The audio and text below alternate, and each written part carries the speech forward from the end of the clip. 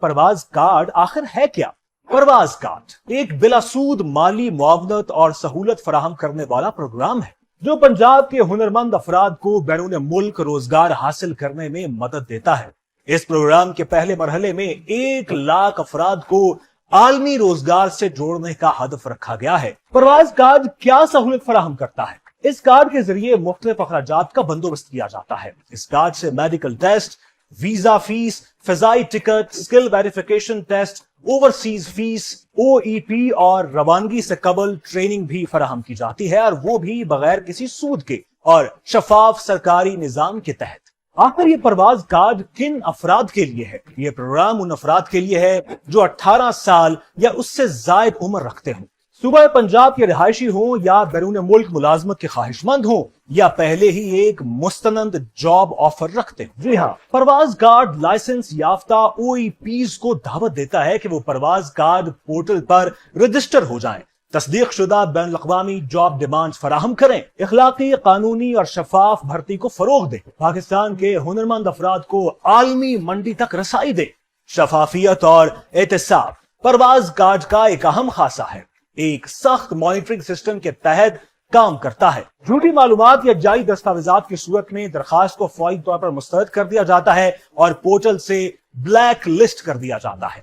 متعلقہ اداروں کو اس حوالے سے رپورٹ بھی فراہم کی جاتی ہے۔ پرواز کارڈ صرف ایک کارڈ نہیں، یہ ایک محفوظ راستہ ہے، بغیر سود، بغیر استحصال، صرف مواقع۔ یہ ہے پنجاب کے ہنرمندوں کی طاقت اور پاکستان کی معیشت کا سہارا۔ پاکستان میں ہزاروں ہنرمند نوجوان ایسے ہیں جن کے پاس صلاحیت بھی ہے، محنت بھی اور عالمی منڈی میں مانگ بھی، مگر ایک رکاوٹ ہمیشہ حائل رہی، اور وہ ہے بیرون ملک ملازمت کے ابتدائی اخراجات۔ اسی مسئلے کے حل کے لیے حکومت پنجاب نے پرواز کارڈ متعارف کرایا ہے، ایک انقلابی اقدام جو محفوظ، قانونی اور باوقار بیرون ملک روزگار کی راہ ہموار کرتا ہے۔ بیرون ملک جاب سیکرز کے لیے پیغام: اگر آپ بیرون ملک کام کرنے کے خواہش مند ہیں لیکن درست معلومات، معتبر آفر یا محفوظ راستے کی تلاش میں ہیں، تو پرواز کارڈ آپ کو فراہم کرتا ہے مستند اور لائسنس یافتہ OEPs سے جاب مواقع، دھوکہ دہی سے پاک محفوظ پلیٹ فارم،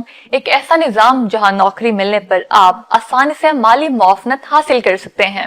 ایسے افراد جن کے بیرون ملک ملازمت کی تصدیق شدہ آفر موجود ہے، تو پرواز کارڈ آپ کو دیتا ہے بلا سود قرض، تمام ضروری اخراجات کی ادائیگی، بیرون ملک روانگی سے قبل مکمل تیاری، تاکہ آپ بااعتماد انداز میں اپنا عالمی سفر شروع کر سکیں۔ کال ٹو ایکشن: اگر آپ ہنر رکھتے ہیں اور دنیا میں آگے بڑھنا چاہتے ہیں تو آج رجسٹر کریں۔ پرواز کارڈ آپ کی کامیابی کی پہلی پرواز، تو آئیے ابھی رجسٹر کریں۔ رجسٹریشن پورٹل ہے provaz.psdf.org.pk۔ سب سے پہلے نمبر پہ دوستوں آپ نے گوگل کے اوپر آ جانا ہے اور یہاں پہ آپ نے لکھنا ہے پرواز کارڈ۔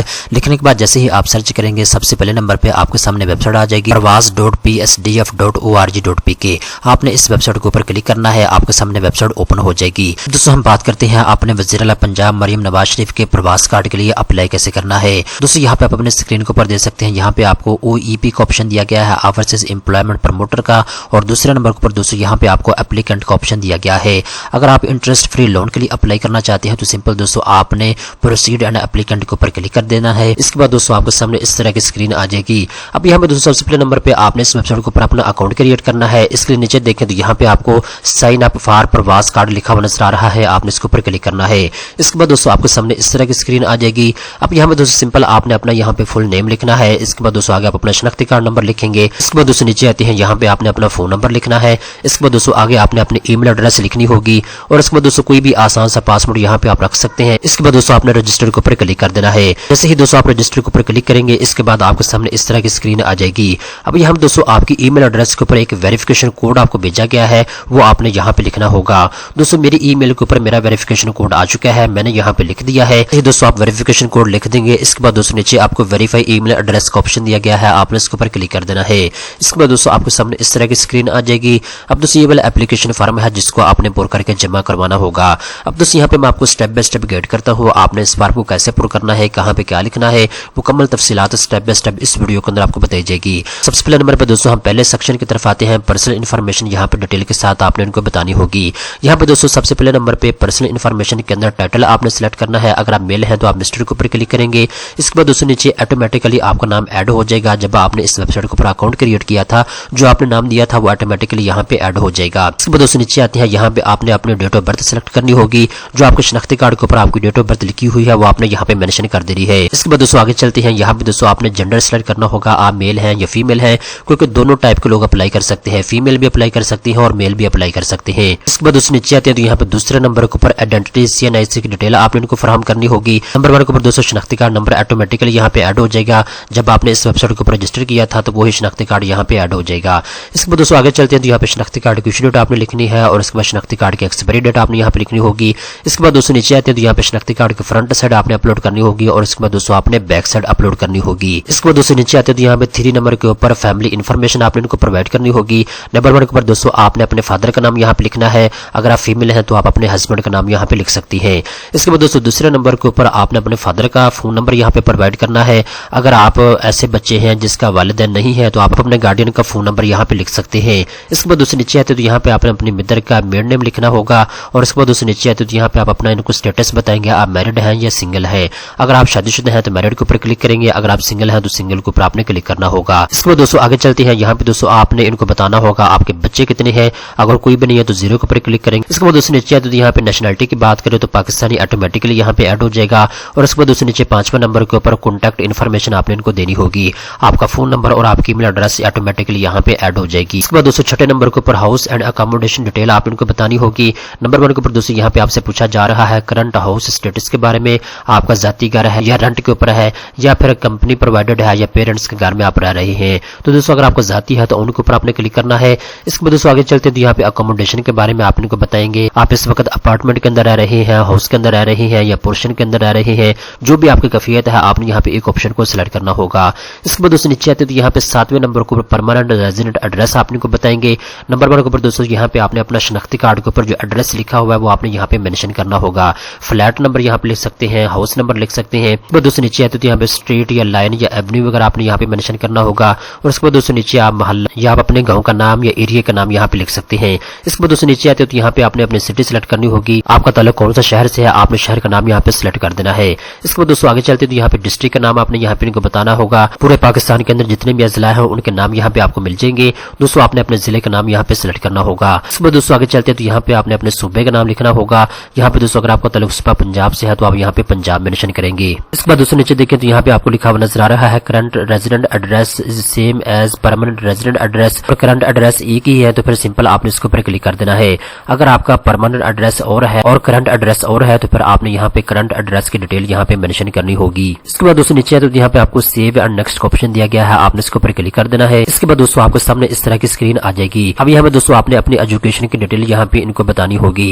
नंबर 1 के ऊपर दोस्तों यहाँ पे आपसे पूछा जा रहा है आपकी मैट्रिक या FA तालीम है या फिर आपकी मैट्रिक से कम तालीम है या ग्रेजुएशन है। जितनी भी आपकी एजुकेशन है यहाँ पे दोस्तों आपने एक ऑप्शन को सिलेक्ट करना होगा। इसके बाद दोस्तों यहाँ पे आपने अपना सर्टिफिकेट अपलोड करना होगा, जो मैट्रिक की सनद है या FA की है, जो भी आपके पास सनद मौजूद है वो यहाँ पे आप अपलोड कर देंगे। इसके बाद दोस्तों आगे चलते हैं तो यहाँ पे अगर आपके पास कोई वेकेशनल या टेक्निकल ट्रेनिंग का कोई सर्टिफिकेट मौजूद है, अगर आपके पास है तो यस के ऊपर आपने क्लिक करना है और उसके बाद दोस्तों नीचे आप मेंशन करेंगे कौन से सेक्टर के अंदर आपने सर्टिफिकेट हासिल किया है और उसके बाद दोस्तों ट्रेड यहाँ पे आपको मल्टीपल ऑप्शन मिल जाएंगे। एक ऑप्शन को यहाँ से दोस्तों आपने सेलेक्ट करना होगा और उसके बाद दोस्तों यहाँ पे आप अपना सर्टिफिकेट अपलोड कर देंगे। अगर आपके पास कोई सर्टिफिकेट मौजूद नहीं है तो सिंपल आपने नो के ऊपर क्लिक करना है। इसके बाद दोस्तों नीचे आते तो यहाँ पे आपने करंट एम्प्लॉयमेंट स्टेटस के बारे में इनको बताना होगा। आप अनएम्प्लॉयड हैं या एम्प्लॉयड हैं या सेल्फ एम्प्लॉयड है। अनएम्प्लॉयड बेरोजगार को कहा जाता है, एम्प्लॉयड उस बंदे को कहा जाता है जिसके पास कोई जॉब मौजूद है और सेल्फ एम्प्लॉयड उस बंदे को कहा जाता है जिसके पास अपना कोई छोटा मोटा कारोबार मौजूद है। अगर आप बेरोजगार हैं तो सिंपल आपने अनएम्प्लॉयड के ऊपर क्लिक कर देना है। इसके बाद दोस्तों नीचे आते तो यहाँ पे आपको सेव एंड नेक्स्ट का ऑप्शन दिया गया है, आपने इसके ऊपर क्लिक कर देना है। इसके बाद दोस्तों आपके सामने इस तरह की स्क्रीन आ जाएगी।